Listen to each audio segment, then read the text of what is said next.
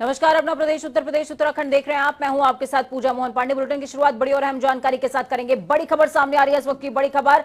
Lucknow UP के कई जिलों में जीका वायरस ने पैर पसारने शुरू कर दिए हैं। कानपुर के बाद लखनऊ में भी जीका वायरस का कहर केसेस मिले हैं। हालांकि संख्या भयावह नहीं है, लेकिन चिंताजनक जरूर है।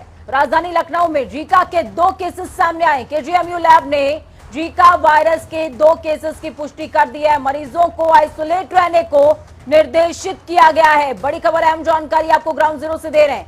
राजधानी लखनऊ में भी जीका जंजाल बना हुआ है।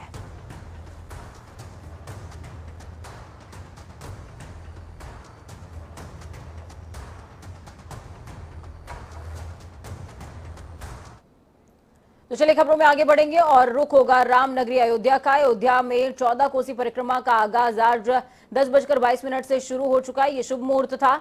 यह अगले दिन यानी कि 13 नवंबर को सुबह 6:33 तक चलता रहेगा। इसमें 30 लाख राम भक्त देश के कोने कोने से पहुंच रहे हैं।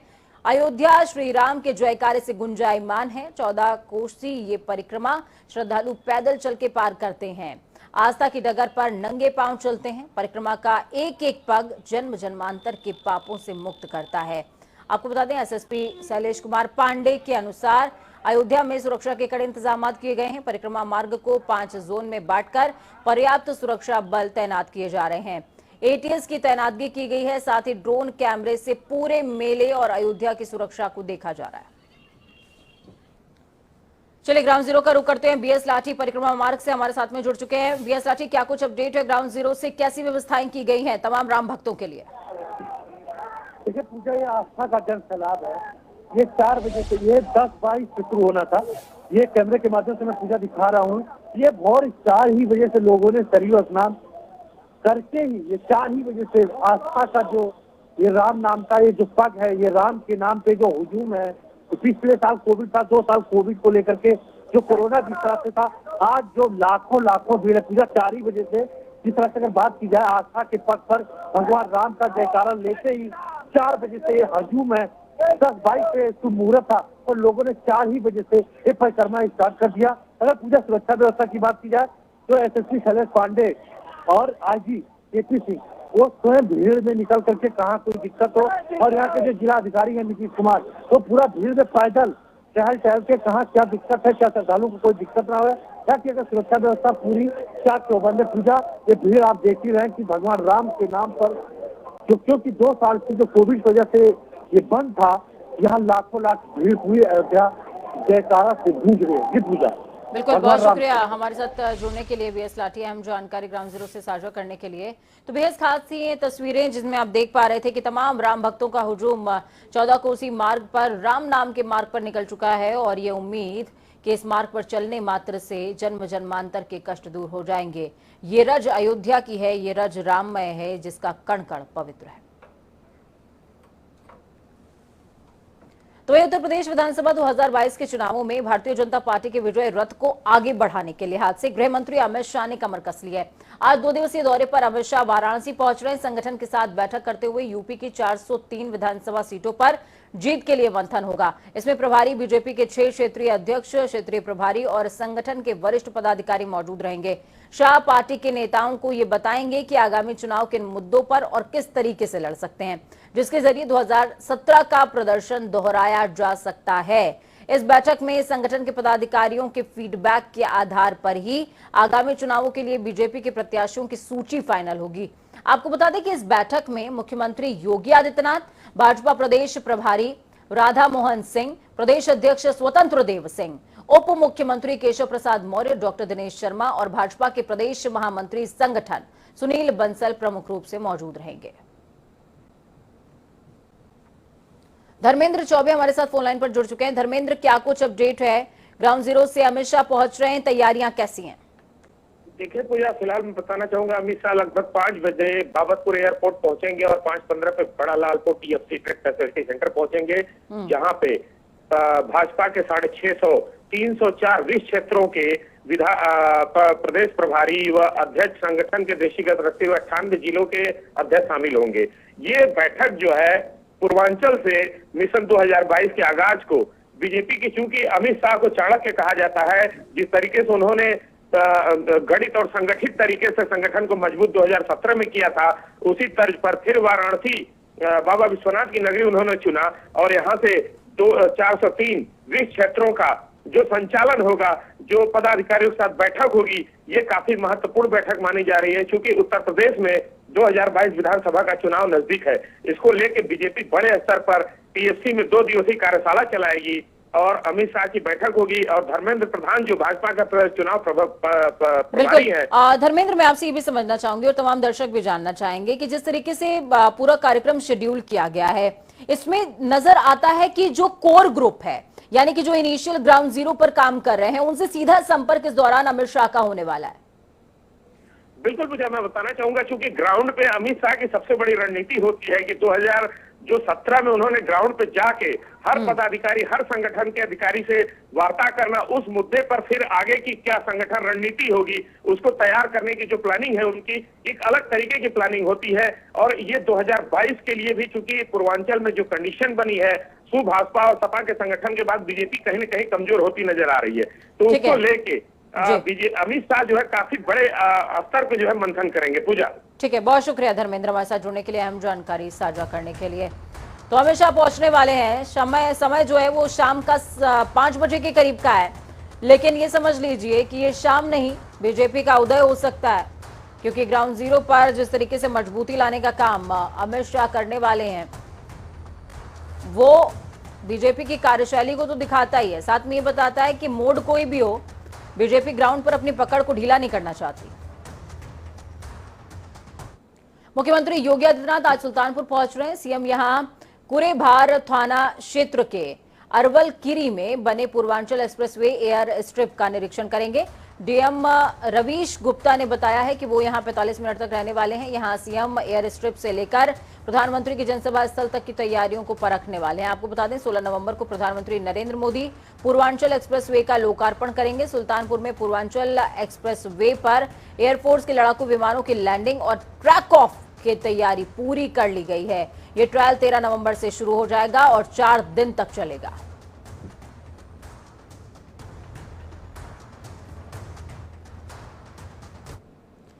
लखनऊ के सांसद और केंद्रीय रक्षा मंत्री राजनाथ सिंह 3 दिवसीय दौरे पर अपने संसदीय क्षेत्र लखनऊ पहुंच रहे हैं। महानगर अध्यक्ष मुकेश शर्मा ने बताया कि रक्षा मंत्री राजनाथ सिंह आज सुबह 10:30 बजे लखनऊ अमौसी एयरपोर्ट पहुंचेंगे। उसके बाद वहां से सीधे 5 कालिदास मार्ग के लिए प्रस्थान करेंगे। वहां पहुंचकर Uttar Pradesh defence industrial corridor की परामर्श बैठक में भी शामिल होंगे।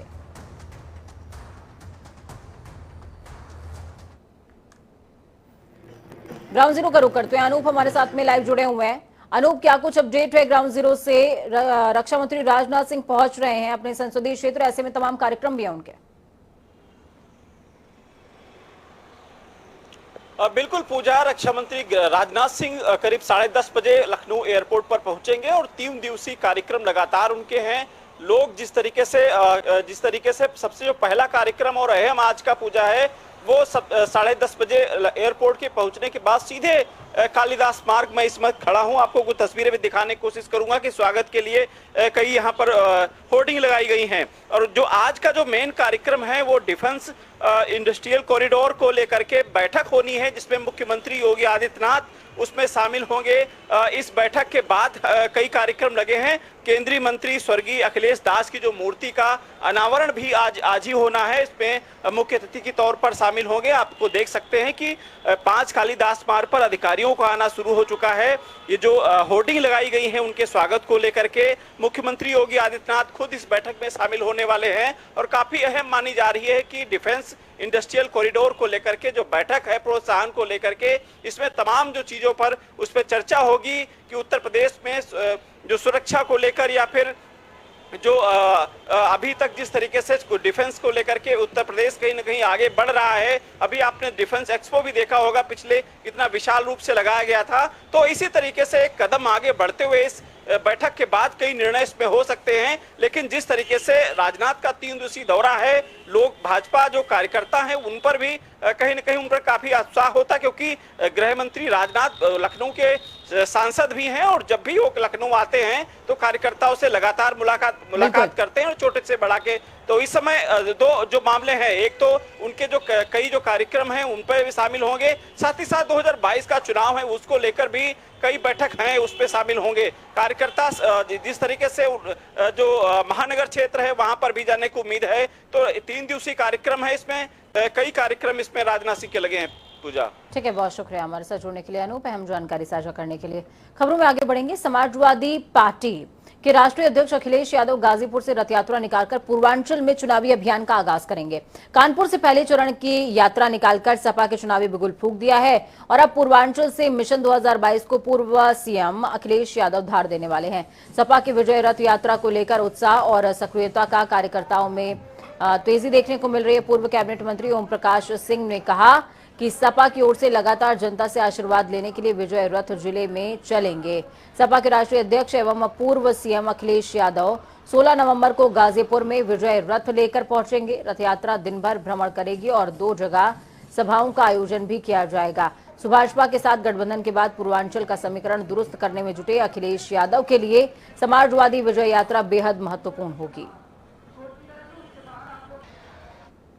वहीं मुरादाबाद में एक जनसभा को संबोधित करते हुए ओवैसी ने पूर्व मुख्यमंत्री अखिलेश यादव पर जोरदार हमला बोलते हुए उन्हें बिना नाम लिए अंगूठा छाप तक कह दिया। दरअसल ओवैसी ने अखिलेश यादव के जिन्ना पर दिए बयान पर हवाला देते हुए कहा, उन्हें इतिहास की तारीखें ही याद नहीं हैं और भारत को तोड़ने वाला जिन्ना ही, इसलिए अखिलेश जी कुछ भी कहने से पहले थोड़ा पढ़ लिया करिए और भारत का बंटवारा भी जिन्ना के कारण ही हुआ है। ओवैसी ने मंच से कासगंज की पुलिस शैतान की औलाद कहकर संबोधित किया। साथ ही ओवैसी ने थाने में हुई मुस्लिम युवक की मौत के मामले में योगी पुलिस पर जमकर भड़ास निकाली। जनाब अखिलेश यादव ने जिना का जिक्र किया। मैं मुरादाबाद की मुबारक सरजमीन से मोहतरम जनाब अखिलेश यादव को बताना चाहूंगा कि आप कभी तारीख पढ़ लीजिए। हाँ, ये बात सही है कि सरदार पटेल और जिना, नेहरू और गांधी सब बैरिस्टर थे, तो अखिलेश यादव साहब, असदुद्दीन ओवैसी भी लिंकन दिन से बैरिस्ट्री करा हुआ है। मैं आपको ये बताना जरूरी समझता हूँ कि भारत को तोड़ने वाले का नाम, इस मुल्क को तोड़ने वाले का नाम और पाकिस्तान को बनाने वाले का नाम मोहम्मद अली जिना था। कम से कम आपको तारीख पढ़नी चाहिए। आप उत्तर प्रदेश के 5 साल चीफ मिनिस्टर रहे हैं, आप ऑस्ट्रेलिया से पढ़े, मैं बैरिस्ट्री पढ़ के बरतानिया से आया हूं। मैं उम्मीद करता हूं कि आप दोबारा इस तरह की गलती नहीं करेंगे। सामूहिक दुराचार एवं पॉक्सो एक्ट के अंतर्गत एमपी एमएलए अदालत की ओर से दोषी पाए गए गायत्री प्रसाद प्रजापति और उनके 2 साथियों को विशेष न्यायाधीश पवन कुमार राय आज अपना फैसला सुनाएंगे। भारतीय दंड संहिता के प्रावधानों के अनुसार सामूहिक दुराचार में अधिकतम 20 साल और पॉक्सो एक्ट के अंतर्गत दोषी पाए जाने पर उम्र कैद तक की सजा का प्रावधान है। इस पूरे मामले में अदालत ने गायत्री प्रसाद प्रजापति, अशोक तिवारी और आशीष कुमार शुक्ला को महिला से सामूहिक दुष्कर्म करने के अलावा उसकी नाबालिग बेटी से दुराचार करने के प्रयास का दोषी पाया। गायत्री प्रसाद प्रजापति के साथ साथ विकास वर्मा, अमरेंद्र सिंह उर्फ पिंटू सिंह ने अप्रैल 2017 में तत्कालीन अपर सत्र न्यायाधीश ओपी मिश्रा के समक्ष जमानत आवेदन किया था, जहां पर अदालत ने तीनों अभियुक्तों की जमानत दे दी थी।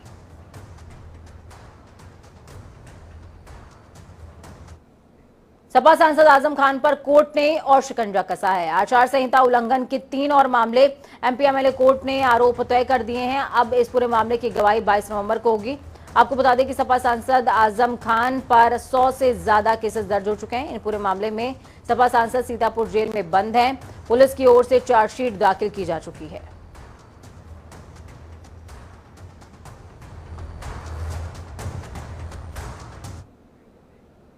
तो वहीं दूसरी तरफ खबरों में आगे बढ़ते हुए रुख देवभूमि का होगा। मुख्यमंत्री पुष्कर सिंह धामी की अध्यक्षता में गुरुवार को शाम 7 बजे राज्य सचिवालय में होने वाली प्रदेश मंत्रिमंडल की बैठक स्थगित हो गई है। बताया जा रहा है कि मंत्रियों के कार्यक्रमों में व्यस्तता के कारण बैठक स्थगित करना पड़ा। तो वहीं अब बैठक की नई तिथि भी तय नहीं है। अनिश्चितकाल के लिए बैठक स्थगित हुई है।